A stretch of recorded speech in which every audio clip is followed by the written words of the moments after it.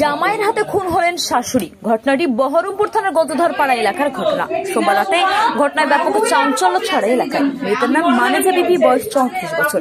তার বাড়ি বহরমপুর থানার গজধরপাড়া এলাকায়। স্থানীয় সূত্রে খবর, সোমবার রাতে স্বামী স্ত্রীর মধ্যে ঝামেলা সৃষ্টি হয়। তখন শাশুড়ি জামাইকে ঝামেলা করতে বারণ করেন, আর তখনই শুরু হয় বচসা। এক পর্যায়ে ধারালো অস্ত্র দিয়ে শাশুড়িকে এলোপাথারি কোপ মারতে থাকে জামাই। ঘটনাস্থলে লুটিয়ে পড়েন মানেজা বিবি।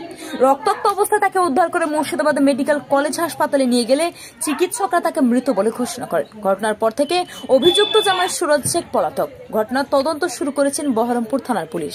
Bureau report, A B news Bangla. কিন্তু আমাকে একটু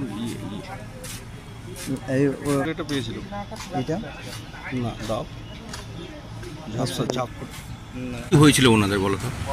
ব্যাপারটা হচ্ছে আমি তো ছিলাম না, যা শুনেছো। তো আমি লোকের মুখে যেটুকু শুনলাম যে ওখানে মানে স্বামী স্ত্রীর সঙ্গে ঝগড়া হয়েছিল। তো শুনে মানে আমার শাশুড়ি বেরিয়েছে বলে গালে গালে এখানে করছো, আচ্ছা, এরকম মানে কথা হয়েছে, কথা হতে ঝগড়া হয়েছে, মানে রান্নাঘর থেকে হেসেটেলে এসে কুপিয়ে দিয়েছে। তখনই মানে শাশুড়িকে? হ্যাঁ, জামাই। জামাইয়ের নাম কি? সুরজ কি? সুরজ শেখ। আর শাশুড়ির নাম? শাশুড়ির নাম হচ্ছে মানোয়ারা বিবি। মানোয়ারা বিবি। বাড়ি কোথায়? বাড়ি হচ্ছে গজধরপাড়া, বহরমপুর থানা। কালকে কখন হয়েছিল এটা? কালকে 9:30 পৌনে 10টা রাত্রে। হ্যাঁ, মানে ওই জামাইয়ের বাড়িটা কোথায়?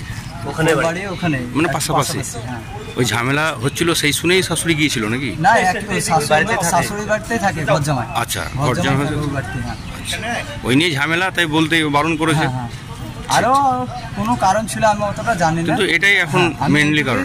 মানে শুনেছি যেটুকু ওইটুকুই আমি। আচ্ছা, তো কখন মারা গেছে উনি?